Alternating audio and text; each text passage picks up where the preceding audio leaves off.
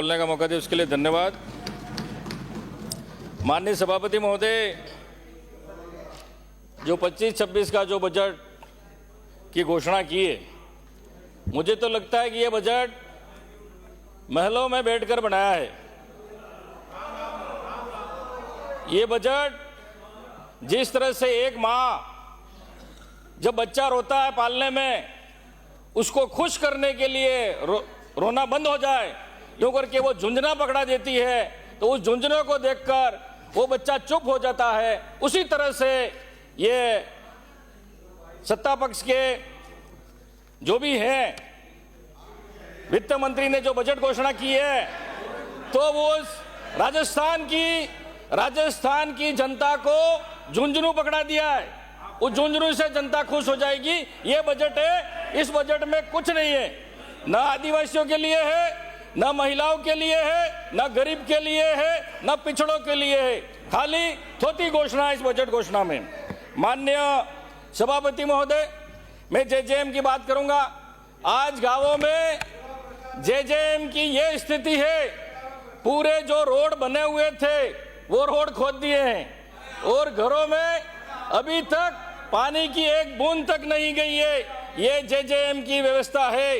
भले शहरों में कहो, हमारे डूंगरपुर विधानसभा क्षेत्र में एक भी जेजेएम की टंकी बनी नहीं है और किसी घर तक घर नल की पानी की बात करते हैं, एक भी घर में एक बूंद पानी तक नहीं गया है।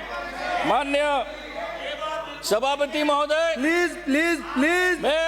मैं और भी क्या, माननीय सभापति महोदय, मैं कहना बिजली के खंभे के लिए बैठे थे। आपका नंबर आए तब बोल देना। माननीय सभापति महोदय, जो बोल रहे हैं बोलने दो। अपना नंबर आए तब जवाब दे देना। माननीय सभापति महोदय, पिछले बजट में प्रत्येक विधानसभा क्षेत्र में 10-10 हैंडपंप और 5 ट्यूबवेल की घोषणा की थी। मेरे विधानसभा क्षेत्र में आज तक एक हैंडपंप का टूटा तक नहीं लगा है। यह है इनकी घोषणा। यह भी जो बात कर रहे हैं 1000 ट्यूबवेल खोदेंगे और 1500 हैंडपंप खोदेंगे। अरे जो पहले दिए हैं उनको तो खोदो एक बार, उसके बाद तुम 1500 और 1000 तो खोदो। मैं कहना चाहता हूं माननीय सभापति महोदय, आज हर पंचायत में हैंडपंप मिस्त्री की आवश्यकता है, लेकिन एक भी हैंडपंप मिस्त्री नहीं है। तो प्राइवेट लोगों को बुला के गांवों में 1000-2-2 हजार में ठीक कराना पड़ते हैं। तो मैं चाहता हूं कि इस बजट घोषणा में इनको हैंडपंप मिस्त्री की भर्ती अलग से होनी चाहिए थी, लेकिन ये हैंडपंप मिस्त्री का इन्होंने कोई हवाला नहीं दिया। माननीय सभापति महोदय, सिंचाई की बात करते हैं, किसानों को पानी मिलना चाहिए, लेकिन इसमें आदिवासी, दलित, गरीब और माइनॉरिटी के प्रति इनके मन में भावना ही नहीं है कि आदिवासी आगे बढ़े। लेकिन हमारे माही का पानी, जाखम का पानी, जैसमन का पानी, सोमकमला अंबा का पानी जवाई ले जा सकते हैं, जालोर ले जा सकते हैं, चित्तौड़ ले जा सकते हैं, लेकिन डूंगरपुर जिले के माननीय सदस्य उनको नहीं दिया जा रहा है। एक मिनट पीछे बोल रहा हूँ। एक आदिवासी बहन को राष्ट्रपति भवन पहुंचा दिया और कहाँ पहुंचाना आदिवासियों को? सुनो बोलने दो। माननीय सभापति महोदय, मंदिर का उद्घाटन बुलाया था क्या? माननीय सभापति महोदय, बुलाया था क्या आपने? ये योजना पहले जो स्थानीय वाक के राम मंदिर उद्घाटन में बुलाया था क्या आदिवासी को? प्लीज। माननीय सभापति महोदय, पहले जो स्थानीय लोग हैं वहाँ टीएसपी एरिया के, उनके लिए कार्य योजना बनने राम मंदिर का शिलान्यास एक हरिजन सफाई कर्मी के हाथ से करवाया था। वाले दूसरे जिलों को पानी मिलना चाहिए। चौपाल। माननीय सभापति महोदय, इस बजट घोषणा में एक एनीकट की चर्चा नहीं हुई, एक तालाब की चर्चा नहीं हुई, और हमारे वहां पर टीएसपी एरिया में बारिश बहुत होती है, ज्यादा होती है, लेकिन वो पानी बहकर गुजरात में चला जाता है। लेकिन ये कार्य योजना नहीं बनाई कि हम वहां तालाब बनाएं, वहां एनीकट बनाएं, उन पानी को रोकें और किसानों को फायदा दें। ये इनकी कार्य योजना नहीं बनाई। माननीय सभापति महोदय, मैं ये भी मांग करना चाहूंगा कि पुराने कुएं हमारे हैं, उनको गहरा कराया जाए, उनकी मुंडेर बनाई जाए, नए कुएं खुदवाई जाए, लेकिन ये कोई कार्य योजना इस सरकार ने नहीं बनाई। ये सरकार आदिवासियों के प्रति, दलित के प्रति इनकी भावना नहीं है कि ये आगे बढ़े। माननीय सभापति महोदय, बिजली की बात करूंगा। अभी माननीय विपक्ष के जो सदस्य थे उन्होंने कई बात की कि हमारे समय में अभी बिजली खूब 24 घंटे आ रही है। मैं आपको कहना चाहता हूं, मेरे विधानसभा क्षेत्र में सिंगल फेज 4 घंटे बिजली नहीं आ रही है। 24 घंटे की बात तो दूर रही, सिंगल फेज 4 घंटे बिजली नहीं आ रही है। और 6 कृषि की तो बात ही छोड़ दो, 3 फेज की तो 5 मिनट में ट्रिप होता है, 5 मिनट में ट्रिप होता है। क्यारी में पानी नहीं पहुंचता है और लाइट गई और फिर कहता कटौती हो गई, पावर कट आ गया। तो इसका कोई अता पता ही नहीं है कि बिजली कब आ रही है, कब जा रही है। लेकिन हर महीने अब बिल आना चालू हो गया है, बिलों में करंट दौड़ना चालू हो गया है, लेकिन बल्ब में, घरों में लाइट, बिजली वहां नहीं आ रही है।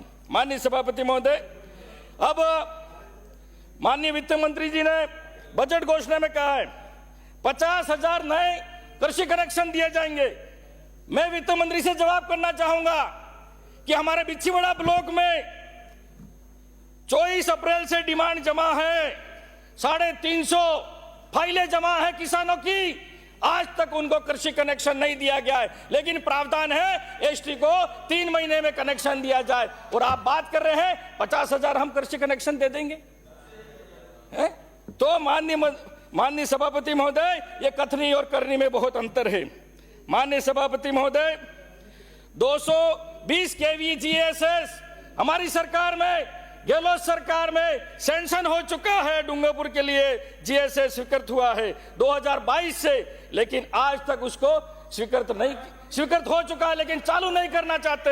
अगर ये 220 केवी जीएसएस अगर चालू हो गया तो हमारे यहाँ पावर कट कम हो जाएगा और बिजली की समस्या कम हो सकती है। माननीय सभापति, सड़क की बात करूंगा। सड़क में कहा प्रत्येक विधानसभा क्षेत्र में 10-10 करोड़ की हम नॉन पैचेबल सड़कें देंगे। अरे हमारे साथ पक्षपात करते हो तुम और यहाँ बड़ी बड़ी बातें करते हो। पहले भी तुमने मिसिंग लिंक की 5 करोड़ की दी थी, अभी तक रोड बनी नहीं है। और यहाँ बात करते हो तुम्हारे घर से पैसा नहीं है, जनता का पैसा है ये, लेकिन विधायक से आप उनसे अनुशंसा नहीं मांग रहे। और आप बात करते हो कि हम हर विधायक को 10-10 करोड़ की सड़कें दे रहे हैं, इधर पक्षपात करते हो आप और बात करते हो कि हम बिल्कुल है। माननीय सभापति महोदय, इस बजट सत्र में माननीय वित्त मंत्री महोदय ने 10-10 करोड़ प्रत्येक विधानसभा में दिए, लेकिन टीएसपी एरिया को माननीय वित्त मंत्री महोदय को देखना चाहिए कि आपने मरुस्थल के लिए तो 15 करोड़ किए, लेकिन टीएसपी जनजाति, अशिक्षित, आर्थिक कमजोर है, वो पिछड़ा है, उसके लिए भी 15 करोड़ करने चाहिए थे। लेकिन आपकी भावना, पता चलता है कि आपकी भावना आदिवासियों के प्रति नहीं है। माननीय सभापति महोदय, अब मैं बात करूंगा 1500 करोड़ अगले साल का तो कोई हिसाब किताब ही नहीं है। मंत्री जी पता नहीं रिमोट कंट्रोल से चल रहे हैं, मंत्री जी के पास पावर ही नहीं है, रिमोट कंट्रोल से चल रहे हैं। मैं साफ कह रहा हूं सभापति महोदय। माननीय सभापति महोदय, अभी बजट घोषणा में माननीय वित्त मंत्री महोदय ने 1750 करोड़ की घोषणा की है। इसमें यह भी लिख दिया है अनुसूचित जनजाति और अनुसूचित, अरे माननीय सदस्य, अनुसूचित सदस्य है या अनुसूचित जनजाति के लिए, माननीय सदस्य, और ये घोषणा माननीय सदस्य खर्च करेंगे। सभापति महोदय जी, पता नहीं है, मैं तो ये आंकड़े लेके आया हूँ। मैं आपसे इनकी सरकार में 1000 करोड़ का बजट था, 283 अलॉट हुआ था, 186 मंत्री महोदय आपका नंबर आएगा, बोल देना उस टाइम पे 214 करोड़ से भर्तियां होनी चाहिए।